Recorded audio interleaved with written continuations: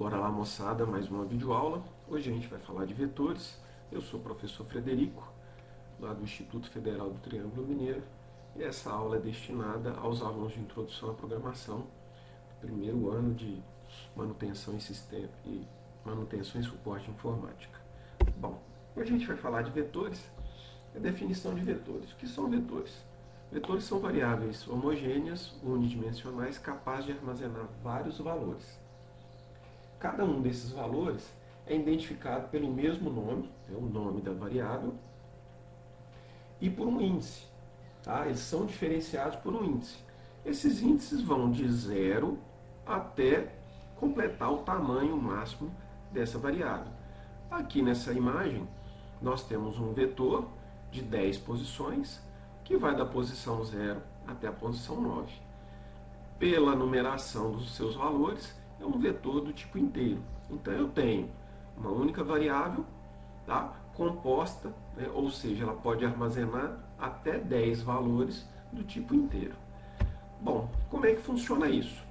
Eu vou definir essa variável, a primeira coisa que eu tenho que fazer é informar o tipo, seguindo o mesmo padrão da linguagem C. Então, nesse exemplo aqui, eu tenho o tipo inteiro, o nome da variável, seguindo também as mesmas regras de nomenclatura da linguagem C, ok? Variável não pode começar com número, não posso utilizar caracteres estendidos e não posso ter espaço, beleza? Então, nesse exemplo aqui, eu tenho uma variável do tipo inteiro, de nome vet. Lembre-se, é case sensitive. Se eu coloquei o V maiúsculo e o T minúsculo, é assim que ele vai identificar. Tudo minúsculo ou tudo maiúsculo, mesmo que seja mesmo vet, não é a mesma variável, tá? Endereços de memória diferentes. Então, voltando a vetores, eu defini uma variável do tipo inteiro, o nome dela é vet, e aí o que vai diferenciar ela das demais variáveis do tipo inteiro é que eu estou falando que essa variável vet, ela tem a capacidade de armazenar 10 valores do tipo inteiro. Tá? Para isso, eu preciso do quê? De um índice. Tá? E é esse índice que vai identificar aonde, né, qual a posição de cada valor. Eu posso definir também um vetor numérico do tipo float, é o famoso ponto flutuante. A única diferença aí em relação a essas duas variáveis, além do nome, é que em cada posição dessa variável média aqui, ó, neste exemplo, eu vou poder colocar um número que tenha casas decimais, um ponto flutuante. Então pode ser 8,32, 14,98 e assim por diante. Bom, como é que eu faço para atribuir valores a um vetor? Eu sei que é uma variável composta e que consegue armazenar vários valores. Esses valores são definidos pelo tamanho das posições que a gente define, né, na hora da definição de variáveis dentro do colchete. E esse índice também ele vai dentro do colchete para identificar cada posição do meu vetor. Então, se eu quero atribuir um valor para dentro do meu vetor de nome vet na posição 0, eu ponho igual a 1 e joguei esse valor para lá. Qualquer valor que eu colocar depois do igual aqui, informando em qual posição, eu vou estar armazenando isso lá. Mesma coisa para um vetor do tipo float ou de ponto flutuante. Tá? A diferença é que, além de aceitar valores tanto inteiros, também pode aceitar valores com ponto flutuante, ou seja, com casas decimais. Beleza? Não se esqueçam disso. Os vetores na linguagem C sempre se iniciam na posição 0. Tá? Então, se eu tenho um vetor de duas posições, eu tenho a posição 0 e a posição 1 para armazenar valores. Ok? Se é de 5, eu tenho de 0 a 4. Tá? Então, muito importante. Não se esqueçam disso. Bom, como é que eu faço para preencher um vetor? A gente sabe que preencher um vetor significa atribuir valores para todas as posições, ou seja, deixar ele cheio. Tá? Então, se eu vou preencher todo um vetor, eu preciso implementar um mecanismo de controle. Por quê? Porque para cada valor que eu for atribuir, eu tenho que atribuir uma posição específica. Senão, eu vou substituir aquele valor se eu usar a mesma posição. Então, para isso, eu tenho que criar um mecanismo para controlar o índice. Então, voltando aqui nessa variável, né, nesse vetor vet, de 10 posições. Eu tenho da posição 0 até a posição 9. Então, para mim atribuir valores em cada uma dessas posições, eu tenho que ter um mecanismozinho que vai variar da posição 0 até a posição 9. Tá? Então, para isso, a gente vai utilizar o quê? Uma estrutura de repetição. Pode ser um while. Tá? O do while já é mais complicado, mas dá para fazer também. Mas o mais simples e mais fácil é o for. Por quê? Porque o for já faz o incremento automático. Então, olha, e ele vai, né, ser executado numa quantidade física ou fixa, né, tantas vezes. Então eu tenho um for aqui, vou utilizar uma variável de controle, a x, que vai, né, variar de 0 até a posição menor do que 10. Então vai variar de 0 a 9, de todas as posições, sempre de 1 em 1. Então, olha, a primeira vez que vai rodar esses comandos, vai aparecer na tela, informe o valor da posição. O valor de x é 0, 0. E aí eu vou receber ele na variável vet posição x. Voltou lá em cima no for, o x foi incrementado, então o x está valendo 1. Posição 1, posição 2, posição 3, posição 9, e a hora que o x foi incrementado e passar a valer 10, ele vai parar, porque a condição de parada aqui, ó, é até x menor do que 10. Beleza? Como é que eu faço para mostrar esses elementos? Eu vou precisar, novamente, do mecanismo de controle. Pode ser o mesmo mecanismo que eu usei para preenchimento, que é o que? Uma estrutura de repetição, um for, por exemplo, que vai garantir que a minha variável x vai percorrer todos os valores ou todas as posições do vetor, de 0 até 9. E aí eu posso fazer o que eu quiser aqui dentro da minha estrutura de repetição.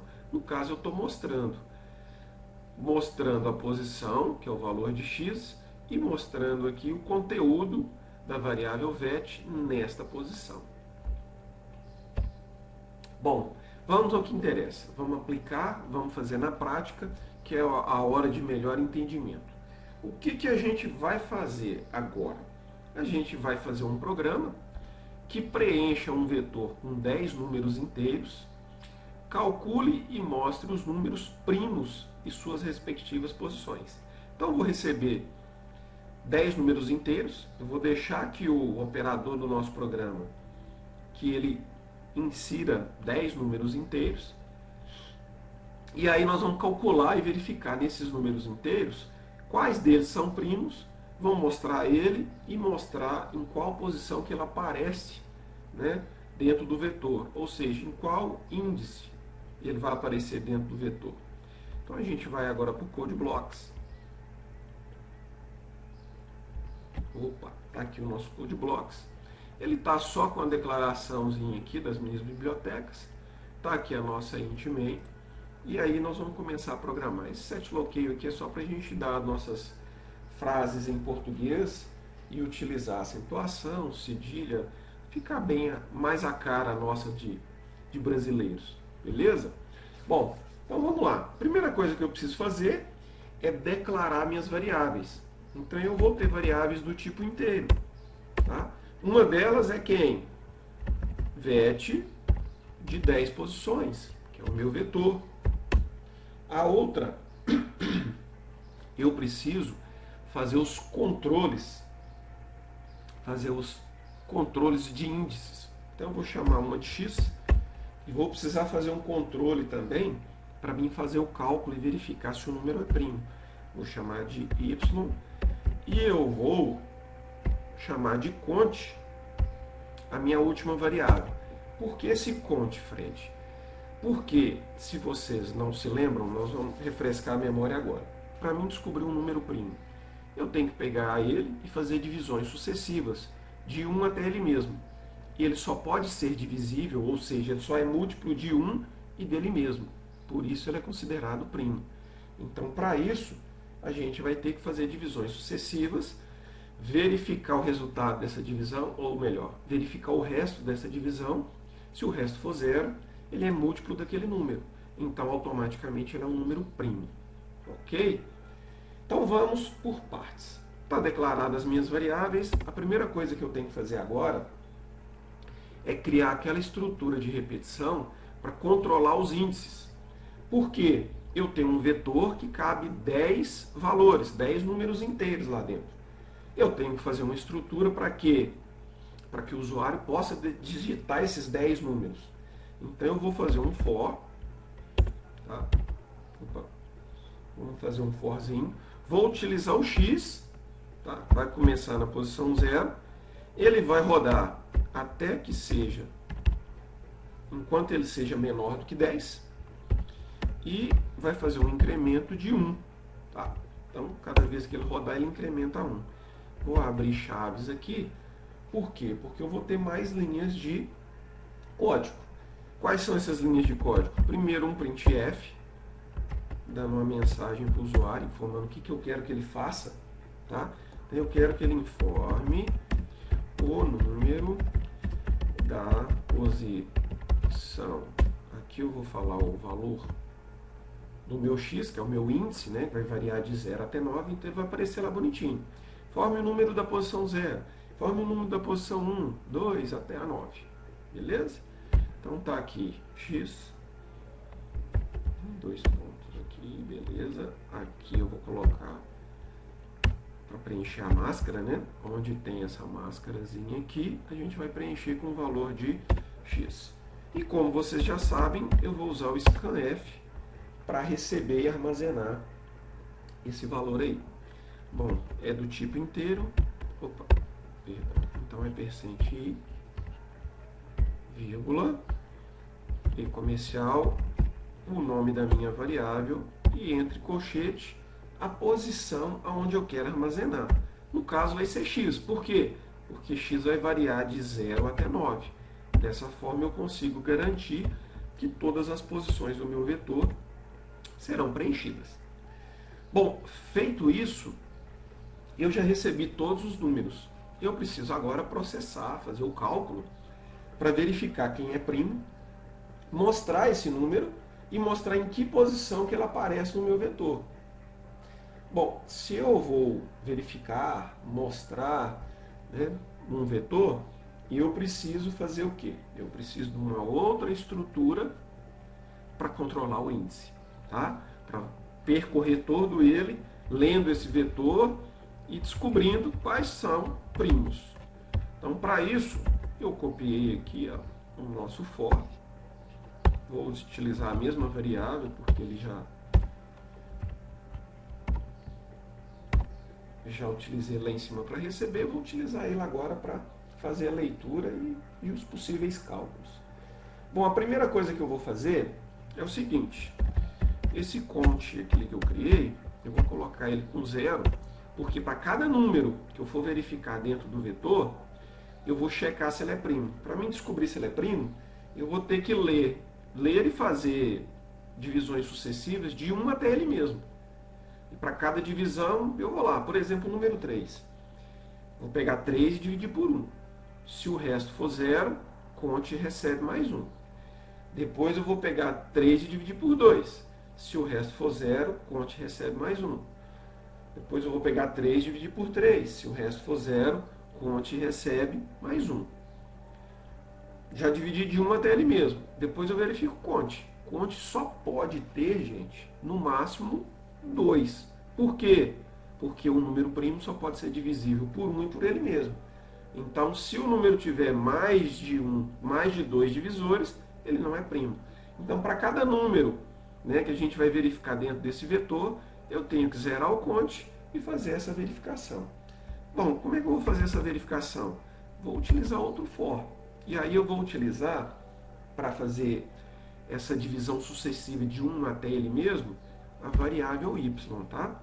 Então, vou começar ela com 1, diferente do x que eu comecei com 0, gente. Vou começar com 1 porque eu quero dividir y começando de 1 até o número que está dentro do VET na posição x. Ok? Eu não estou verificando dentro do vetor, nas posições do vetor. Eu estou fazendo divisões sucessivas de 1 até o valor que está lá dentro do vetor. Ok? Bom, condição de parada.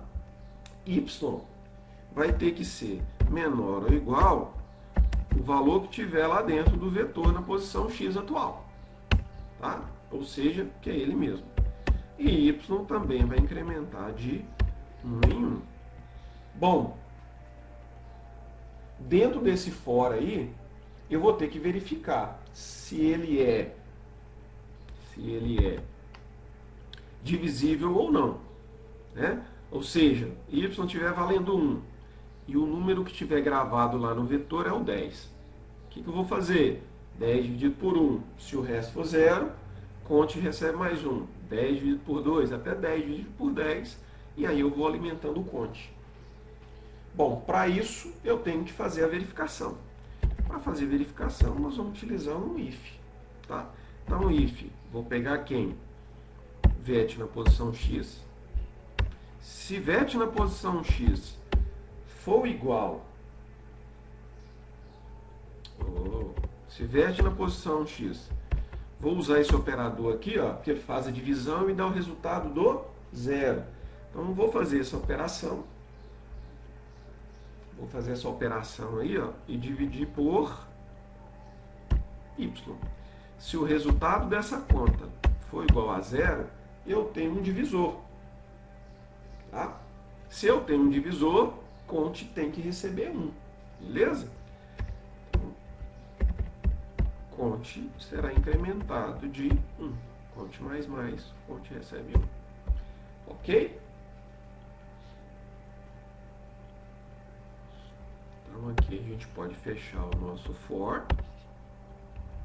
E aí para cada número na posição x, eu vou fazer esse forzinho aqui, ó, e vou conseguir identificar quantas vezes ela é divisível.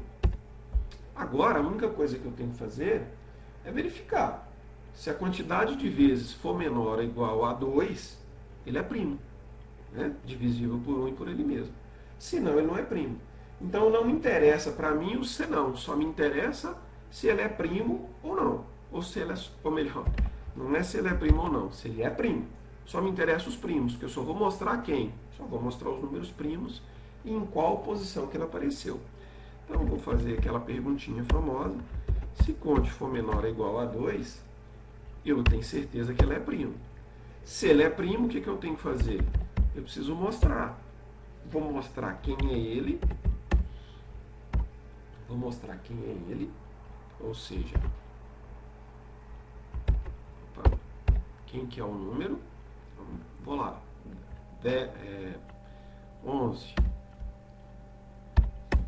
Aí a gente pode dar uma mensagem assim, ó. 11 é primo, está na posição primo encontrado na posição, e aí a gente coloca lá o valor da posição, que é o índice, ou seja, que é o x, ok? Bom, aqui a gente coloca vírgula e nós vamos colocar, nesse valor aqui, ó, dessa primeira máscara, eu vou colocar o valor de vet na posição x. E nessa segunda máscara aqui, ó, eu vou colocar o valor de x. Beleza? Vamos ver se está tudo fechadinho aqui. Fechou. Maravilha. Morreu o nosso programinha. Agora a parte mais importante. Vamos testar.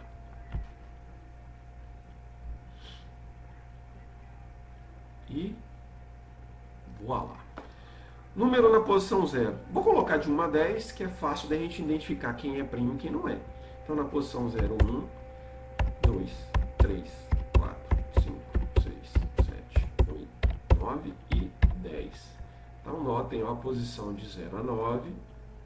Coloquei de 1 a 10. Então, olha. 1 é primo encontrado na posição 0. Então, se a gente olhar aqui, ó, o número digitado para a posição 0 foi 1. 2 é primo, encontrado na posição 1. Aí, o número 2 aqui, ó, que está na posição 1, primo. O número 3 está na posição 2. 3 é primo, posição 2. Perfeito. Depois ele achou quem? O 5, primo, na posição 4. Então, 5 primo encontrado na posição 4. 7 primo encontrado na posição 6. 8, 9 e 10 não são primos. É divisível por ele, por 1, por 2, divisível por ele, por 3 e por 1.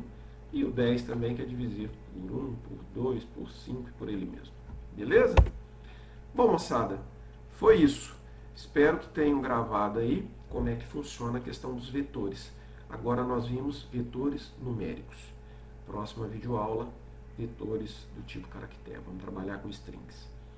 Aquele abraço.